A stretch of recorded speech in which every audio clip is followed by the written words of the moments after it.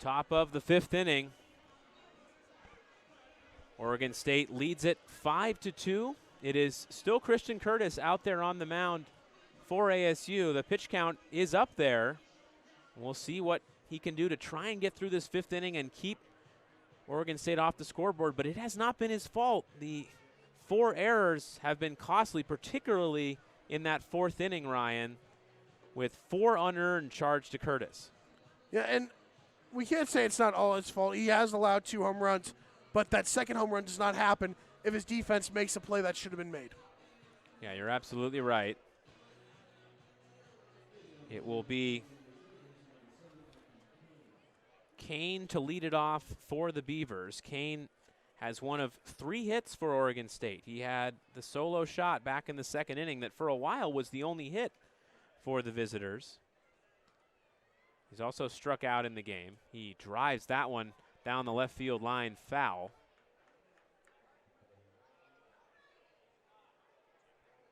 "91 pitches for Christian Curtis. I think if he allows a base runner here, he's probably coming out of this game. Driven deep into left field. That is a no-doubter as Vu gives it a look way out of here. Mikey Kane with his 2nd home run of the ball game, and it is 6-2 Oregon State. He again jumps all over that breaking ball. It's now back-to-back games with a player with multiple home runs. And just like that, the Beavers get that run back from the Jackson home run. Goodness, that first home run from Kane was closer to the wall. That was a no-doubter off the bat. Oregon State's offense has come alive in the last 2 innings. Pair of home runs. That is lined down the right field line, just foul by Dallas Macias. Interesting to see Willie Bloomquist stay with Curtis here. Just trying to get as many outs out of him as possible. That misses inside for ball 1. The 3rd home run he's given up tonight. He's leaving a lot of pitches hanging over the heart of the plate there. That wasn't a bad pitch, just a better at bat, better piece. Popped up behind second. It's Hill calling off Keishel, and he'll make the catch. And that is out number 1. Bring up Wilson Weber. That's a big out for Christian Curtis. He's just trying to get through this 5th inning, save the bullpen a little bit.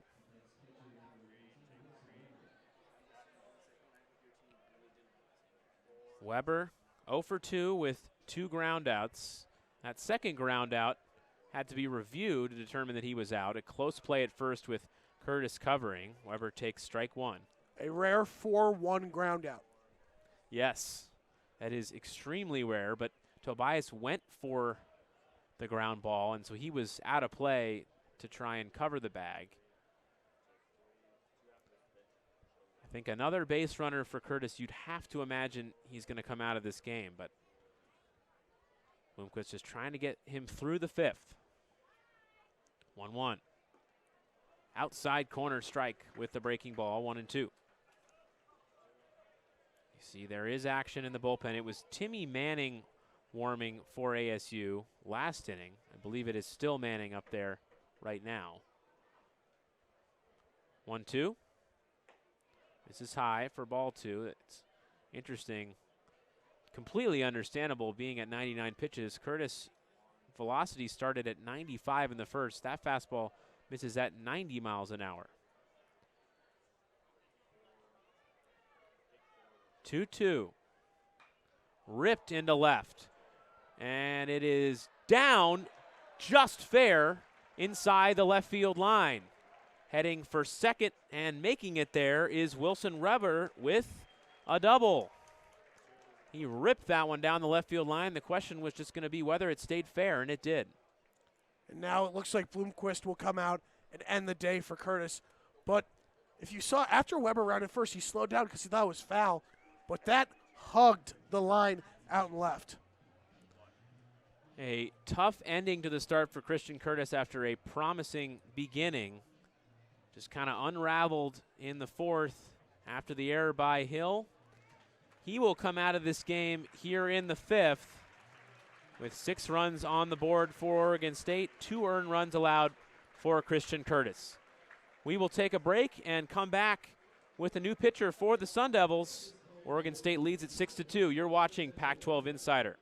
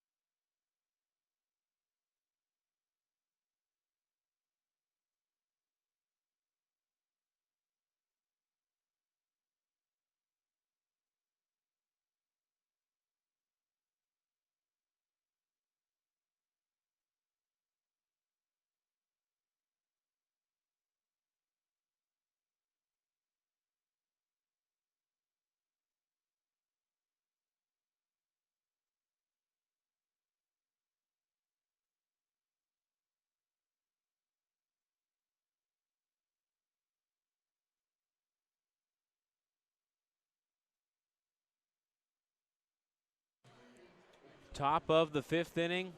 It's Timmy Manning in to pitch for Arizona State.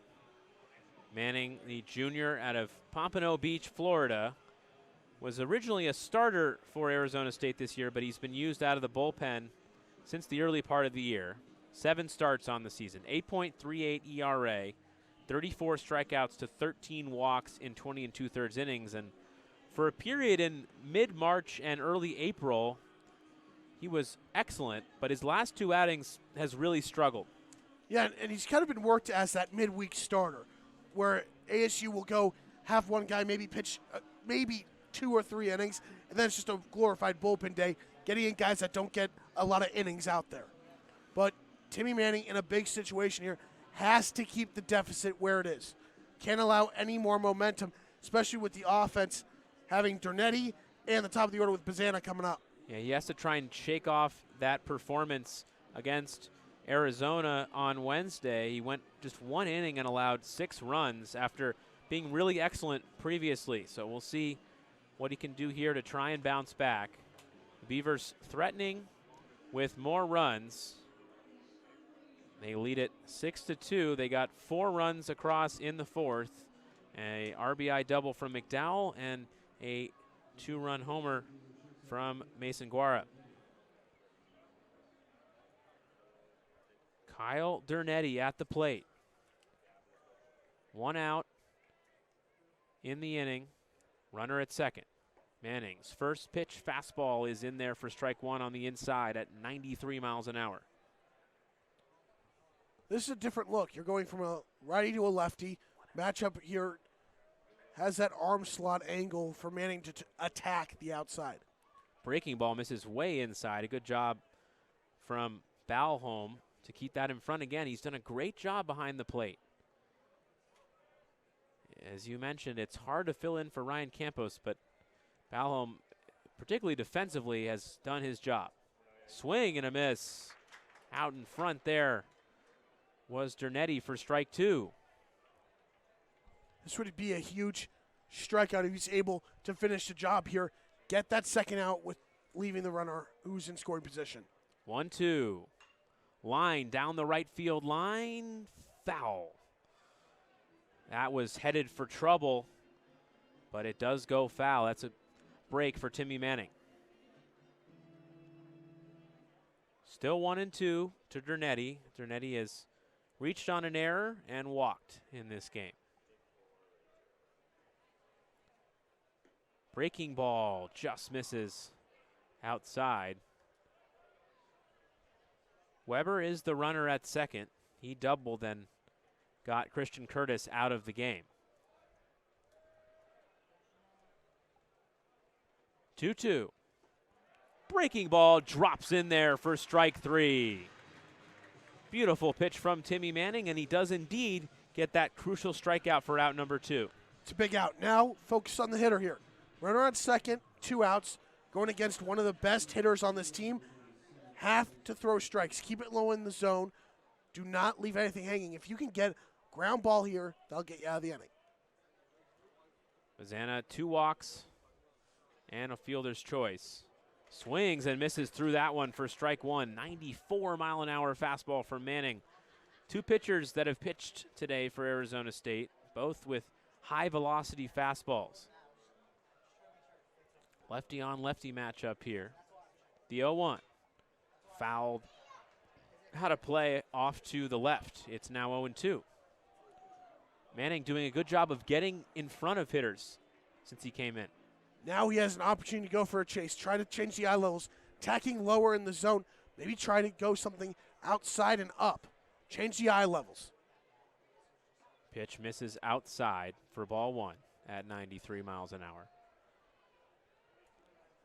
Manning just trying to limit the damage and keep the Sun Devils at least somewhat within striking distance. 1-2. In the dirt. Another good block from Balholm. He has been busy behind the plate tonight. He's been a brick wall behind the dish. Really has. Has dealt with everything that has come his way.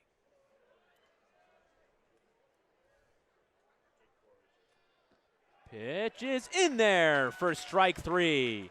Timmy Manning does a great job.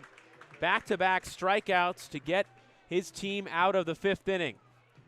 Oregon State leads it 6-2 as we head to the bottom of the 5th. You're watching Pac-12 Insider.